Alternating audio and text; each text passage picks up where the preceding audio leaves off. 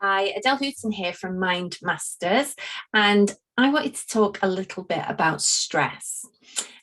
Many people have been experiencing a lot of stress because of the recent pandemic, and I feel that is now being superseded by a new threat with what's going on in the news currently. There always seems to be some sort of threat. And with that in mind, it's a really good idea to be able to manage your stress. When we think about what stress is, first of all, let me give you some good news. Stress in and of itself does not exist. Now, that's not to say that people don't feel stress, but stress, if I asked you to show me what is stress, you wouldn't be able to show me what stress is because it's different for different people. It's not the thing itself that causes the stress, it's our thoughts about that thing. And I've got a question for you. Who controls your thoughts? You do. You control your thoughts create the stress, therefore you have the ability to control the level of stress that you experience. But most people don't, they don't realize this. They're like little corks bobbing on an ocean. Do you ever feel like that? And some days the waves are up here and some days you have a little bit of an easier time. And most people live their lives like that, feeling at the mercy of the waves. But what you don't realize, you are not the cork. You're much bigger than that. You're the ocean. You're creating it all by virtue of your thoughts. So just bear that in mind. So when it comes to stress management, in terms of stress management techniques, there are three sort of basic ways that you can manage stress. You might have something that is causing you to feel stressed. Ask yourself this question. First question, can I control it? Control is a really big word when it comes to stress management. There was an experiment done with monkeys, and they had two monkeys in a cage, and they were giving these monkeys a little electric shock every now and again and measuring their stress levels. And clearly when they got a shock, the stress levels went up. Then they gave one of the monkeys a control, and that monkey was able to preempt that shock and switch it off. Now, guess which one was more stressed? The one with the control or the one without? It was the one with the control.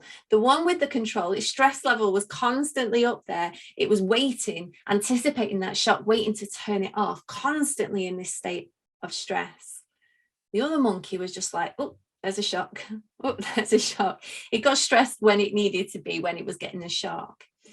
So ask yourself this question. If you're feeling a little bit stressed about something, ask yourself this question. Can I control it?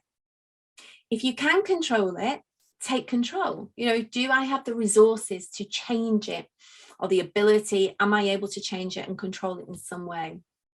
I'll give you an example of this. When you're sat watching telly and it comes up on your screen, your TV is about to go idle, you're bang in the middle of a film and you're like, hey, where's the remote? And you're looking around for the remote and eventually you find it and you're like, you switch it off. A little bit of a stress, right? Every night I was doing that for 8 months until I went to my nana's and I went to watch her telly, and it came up on her screen and I was just like, oh, you just do this, change the settings, stress gone. So that little stress on its own doesn't seem a lot, does it? But accumulatively, these stresses add up. If I coated that in one coat of paint, it wouldn't make much of a difference as to the weight of it, right? But if I coated it and coated it and coated it and coated it a million times, it starts getting pretty heavy. And the same is for these small stresses. And it's usually the smaller stresses that you can do something about. So it might be that you're always looking around for the remote control, or maybe it's your keys that you're looking around for just before you're about to leave the house to get to work. Or maybe it's like when you get up in the morning, you're like, what can I wear? Can you control it? Of course, you can find a place for your keys, put them there, and you can maybe, I don't know, get your clothes ready the night before. Can I control it? Well, yeah, I can. Bring down that level of stress. So that's the first stress management technique, is control. Do something about it. Now, we can't always do something about our stresses. Sometimes we just have to change the way we feel about them. The second biggest way when it comes to stress management is accept. If you ask yourself that question, can I control it? And the answer is no, then you have to change the way you feel about it. But before you do that, you must accept it. And in that acceptance, a lot of that stress is alleviated. Another example, one thing that a situation that used to be quite stressful for me is when I was getting in the car in the morning, I was trying to get to where I'm going and the traffic was a nightmare and I'd be stressed out. Whereas now I ask myself, well, can I control it? Well, I just make my call, tell the person that I'm going to be late and change the way I feel about it. Right. It's an opportunity to listen to some good tunes on the radio or have a natter with my friend on the phone. So I changed the way I feel about it. Okay, so that is what we call an emotional orientated response. So we take either a control, an action orientated response where we control it. We take an emotionally orientated response where we accept it and change the way we feel about it. But again, that isn't always possible. Sometimes we just have to survive it. It could be that it's a bereavement, for example, or a real illness. The best way is the first way, if you can do that, because that completely alleviates the stress. The second way is the emotionally orientated, and the third way is just the survival. So either way, just remember those two words, control and accept. Can I control it? No, I need to accept it and change the way I feel about it. So I said stress doesn't exist. Stress, if I say, show me what stress is, you can't. It's different things for different people. And what creates that stress within us are the thoughts we think. It's not the thing itself that causes the stress. It's our thinking about the thing, and we control our thoughts.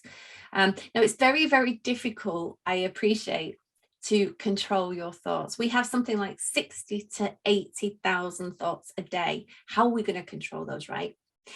But knowing that our emotions come from our thoughts, we can use our emotions as a barometer of how healthy our thinking is. So, for example, if I'm feeling angry or sad, I got to ask myself, well, how am I feeling right now? Okay, so I'm feeling sad. What have I been thinking about that has led me to feel like this? Because it's the thought about something that has brought that emotion. Yeah, it doesn't just happen. And we control our thoughts. Imagine life is like, I don't know, in your mind is a big black cave. And in that black cave, everything that you've ever experienced is in there, all the good stuff and all the not so good stuff, as well as everything that you potentially will experience, all the great stuff and all the stuff that's quite worrisome. That's all in your mind in a pitch black cave. And imagine you're walking through there with a very, very thin beam of light. And you have the choice where to shine that beam of light. You can shine it on the good stuff, which will give you good thoughts, or on the rubbish stuff. So you can shine it in the past on all the things that have made you miserable, all the things that you're still hanging on to, what he said, she said, he did 20 years ago, or you can choose to shine it on the happy memories. And likewise, in the future, do you think about what potentially might happen that's amazing?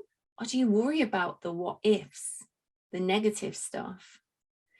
That thin beam of light, that's our awareness. And wherever we place our awareness, we will get that corresponding emotion.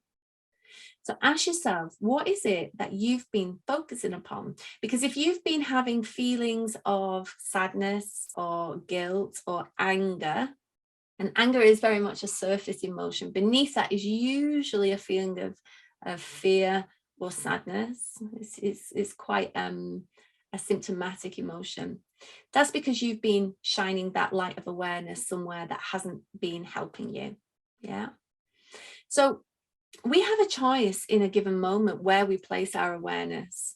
And it is difficult. We can't monitor our thoughts. We have too many, but we can always monitor how we feel. And if we're feeling in a way that's not pleasing to us or productive for us in our lives, then start introspecting and saying, well, what have I been thinking about? And then change what you're thinking about. The thing is, people generally, the way we're made up, we're very inherently negative because we're programmed to look out for danger. If I ask you now just to think about one good thing that has happened to you in this past 7 days. Have a real think, one good thing. Now, for some people, it's really difficult, right? If I asked you to give me 10 crappy things that have happened in the past 7 days, you'd probably be able to give me double that, right? Most people can really think of the negative and not the positive. And that's because we've got this program to search for danger. Now, there is a way that you can change that. We have what's called a reticular activating system. And to illustrate this, have you ever said to yourself, I'm going to buy a particular car, and then you see that car literally everywhere, right? It's because at that point, that car is being filtered in by your RAS, your reticular activating system. There are billions of bits of information going on at any one time. That's why two people can see a situation in a totally different way. And we have to discern, we have to filter in what's important to us. And when we decide we're going to buy that particular car, we start filtering in that car into our RAS, and then it becomes into our awareness. It was there before, we just didn't see it. Now, as we're programmed to look out for danger, we tend to filter into our RAS all the negative stuff. The positive stuff is there, but we just don't see it. So, top tip, a way to change your RAS and to become less of a glass half empty to a glass half full person, if you like, is to do something called a gratitude journal or a gratitude diary. Before you go to bed, have a pad by the side of your bed and write down 3 things that you were grateful for that day. Just 3 things. And it could be that somebody smiled at you nicely in Tesco's, or if you're really struggling, just that it didn't rain or you're alive, whatever it is, just 3 things just before you go to sleep. And upon waking up, read those 3 things as well, because those times before falling asleep and just upon waking, those times are when your subconscious is very absorbent, and your mind will be processing that and start searching for more things to add to your list the next day. So I hope that helps. Remember, 3 ways to stress management: an action-orientated response, if you can control it. Remember that word, control. An emotionally orientated response. We accept the way we can't control it and change the way we feel about it. Or sometimes we just have to survive it and get through. And remember also, who controls your thoughts? You do. You control your thoughts. Your thoughts create your emotions. Therefore, you have more control over your emotions than you think. Nobody can make you angry, right? You become angry by virtue of your opinion about something or someone else. We always, always have control of what's going on in here, and not often what's going on out there. And take control. You know, it's a choice. It's a choice. It's not easy at first, but I hope these little tips have helped you to realize that you have the power within you. So bring that back. Take care. Bye-bye.